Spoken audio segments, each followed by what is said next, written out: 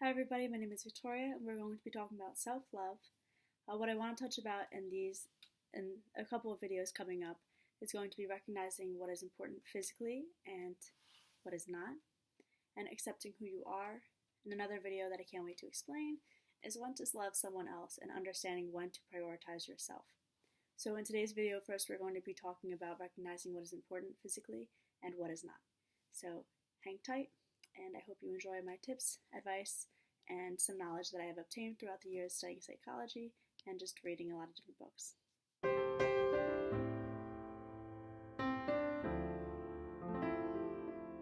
About that, we're going to talk about media.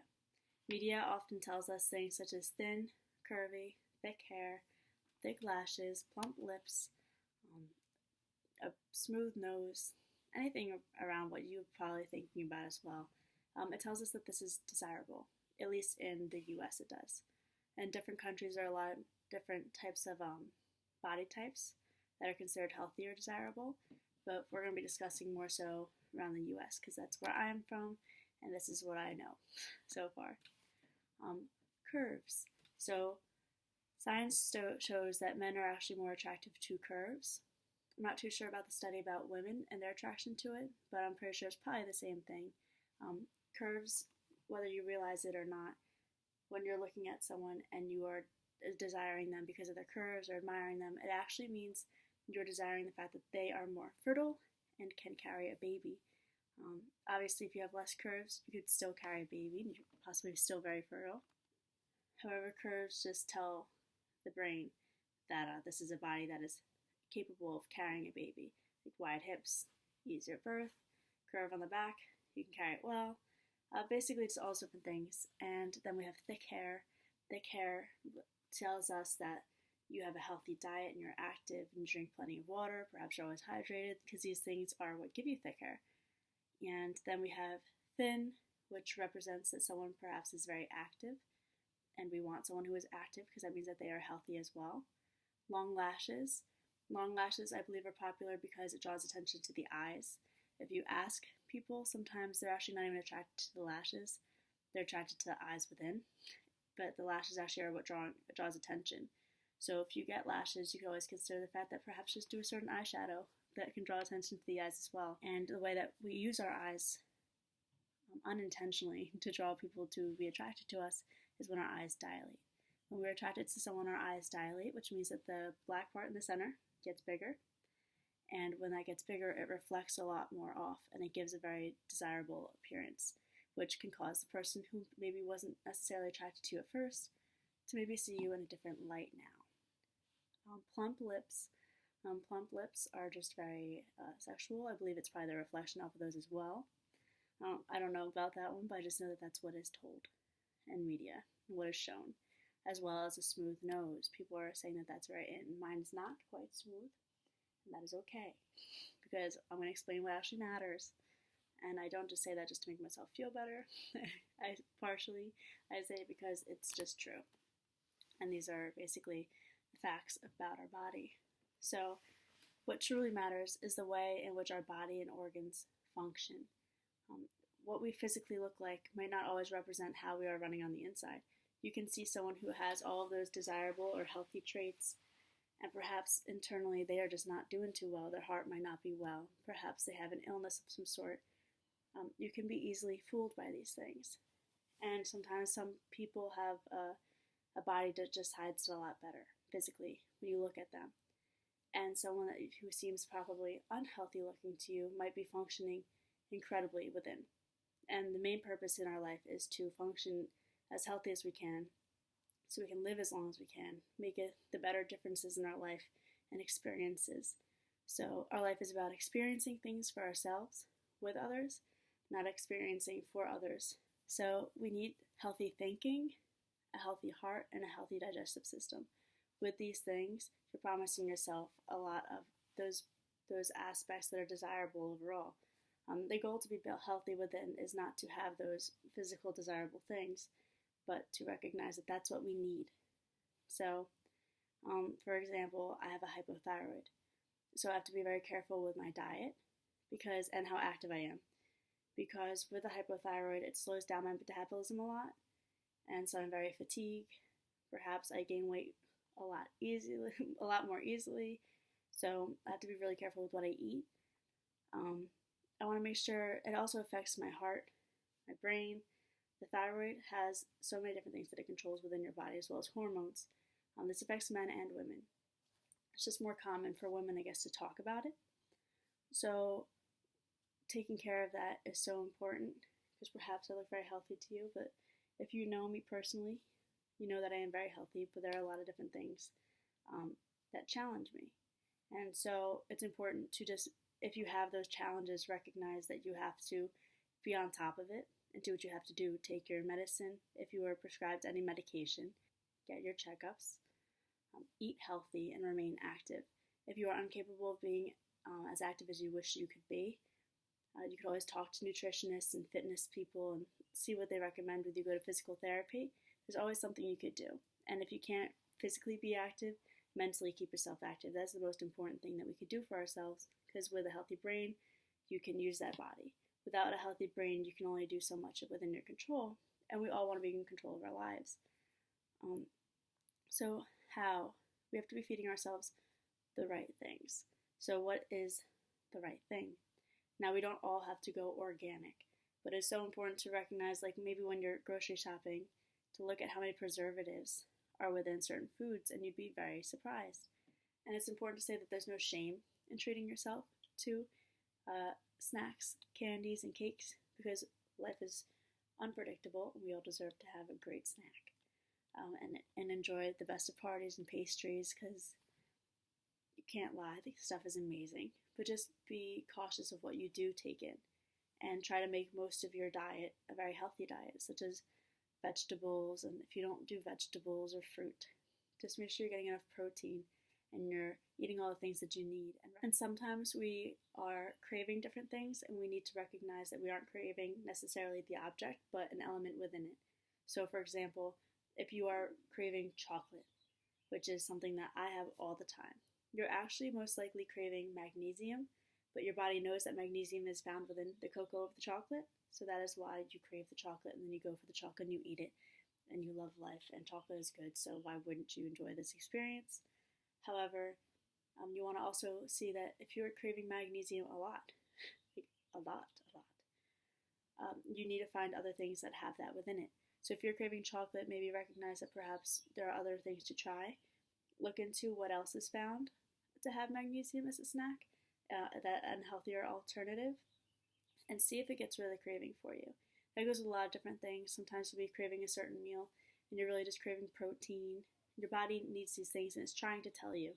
But if you're feeding yourself perhaps not the healthiest food that does have those properties and elements, you're only going to recognize it as those elements. So try to grow your palate and experience different healthy options, and learn, educate yourself. See what these products have within them. Natural products are probably your best bet, but if you can't do all natural and money is kind of against you on this aspect of it all, definitely just look into everything, do your research. Affordable foods. First, find out when you crave a certain food, what is within it that we actually crave. You'll find a lot of articles about this. That's how I found the magnesium with the chocolate. And then once you find out what it is you're actually craving, see what you can afford and what you are easily able to access. And try to make it something that you can incorporate into the rest of your life. And then just be active, keep moving. If you can't go to the gym, you don't have to be a fitness guru or any of that stuff, or an influencer. You could just walk every once in a while. If you're sitting at your desk too much or laying in your bed, just make sure you're moving at least every couple of hours. If you have any of those fancy watches, they even remind you just at least to stand up for like a minute or so within the hour. Every little bit of activity is good for you. It's not so much that you need to exercise so much to be super thin and work off all the calories that you eat. It's more so that you need to be moving, because that's what helps your digestive system go, your heart maintain a proper beat. And then it's actually found that exercise and just activity within itself releases endorphins into the brain, which gives you a positive feeling. So it also helps you mentally. So not only is your body physically feeling better because now you're helping your organs digest properly, your heart's having a nice pickup for the day, but your brain is also being released all these endorphins, and now it's feeling so much more positive. And that's good for your mental health. So if you recognize a lot of people that are incredibly active at the gym, often, sometimes, not proven, I just know from my own experiences, help a lot of people stay positive and have such a healthier mindset, and they suffer from anxiety or depression, and they find that when they work out, they don't want to do anything else to feel better but that, or obviously hang out with friends, but like they don't want to go to things that could take them down the wrong path. And exercise is a great way to go about it. So if you're also suffering like mentally with those challenges, exercise is so good for you. So like a lot of different tips that I found for myself from a book I actually read called The Body Book by Cameron Diaz. Look it up. I was actually trying to find a different book by her that I saw her talking about on Ellen, and I got the wrong book, and I'm so glad that I did. I'm sure the other one's great too, but this one talks like about a lot of different things. If you look at the cover, or the first couple pages are table of contents. There's part 1, which is nutrition, love your hunger. One thing she talks about is that she doesn't just eat what everyone says is a normal eating thing, and she doesn't do necessarily fasting. She eats when her body says that she's hungry. And I love that, because I used to think that I had to have breakfast, lunch, dinner, maybe a snack. And now what I do is I just listen to my own body. If I'm not feeling hungry, I really just don't eat. If my friends want to go out, eating is a big social thing. If my friends are going out, I will go out with them, have a glass of water, but I will probably, if I'm not hungry, I will not eat, because you don't have to do it. I know socially we think that we do, but you don't. The server might be a little bummed out because their table of 3 turned into a table of 2, but you have to stick to your gut. And if your gut tells you that you are not hungry, don't force anything down your throat. She also talks about, in part 2, fitness. The body wants to be strong. She teaches you to challenge what your body can do, because we are not here to please others. We are here to test the limits for ourselves and experience the most amazing things in life. When you see people doing backflips and all these different things, we are capable of doing so much more than we think that we can. And we can't just try it. We have to. Please don't just try it out of nowhere, but train your body to do these incredible things. See what your body is capable of doing. What I like to always say is train your body and your mind. Your body can do these amazing things, and your mind is part of your body, and that can do amazing things too, like placebo. That is wild, and we'll talk about that in a whole other video. I'm getting off track. Part 3 in her book, she talks about the mind. She says, you've got this. And she basically just talks about different things within connection within others and trying to keep that positive mindset, but with your body physically being well fed and physically active, and you're giving it its best chance at being healthy as well as you can, and getting the checkups that you need and whatever it might be, feeding yourself the proper things as much as you can in the circumstances that you are given. She just talks about so many different things, and in the end that helps your mental health. So this book is incredible. I don't have to talk about this book, but I thought I'd mention it to you. And it's enjoyable. And it's not like, it doesn't sound like a textbook thing. It's not boring and lame. It's her voice with the information. And it just sounds it sounds like you're having a conversation, kind of like this. Obviously, conversations require someone replying back. And so I feel sometimes a little self-conscious making these videos. But this book is basically, it's like that. You're just getting good advice from a very nice friend. Wouldn't it be cool if we were her friend? Anyway, yes, so that is what I have to say for today's little lesson on recognizing what is important physically. What I want you to get from walking away from here is that it is not important how you physically look, but how you physically function. Please remember that you are not here to be desired. You are here to experience beautiful things in life. And when you do that, and you ensure that you're healthy and just loving yourself for who you are, you're going to find someone who sees that, who admires that within itself. Because when someone loves you, you want them to love you for who you are, mostly for who you are on the inside. Because when we get old, physically, we will not look the same as we do now. If you are in your 20s, do not expect whoever you are interested in, dating, married with, whatever it might be, or whatever age you're at.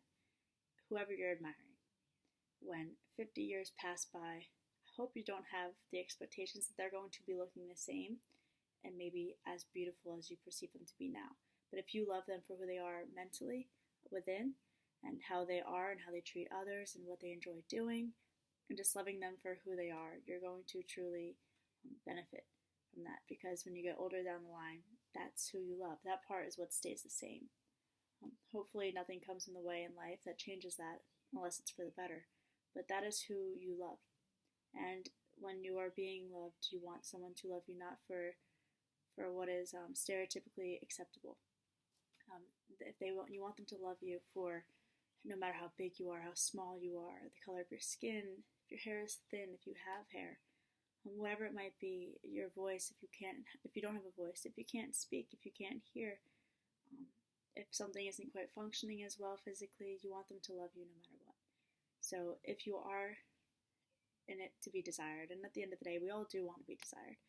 We just have to recognize that we can't live our lives trying to be desired, because there's someone out there who is looking at you, and all these qualities that perhaps you don't love about yourself right now, they're loving every bit of it. So make your goal just to function and be happy and healthy, and that person will come into your life. And with or without someone in your life, you should be able to just enjoy it and have the family and friends that you love. So please make that your goal.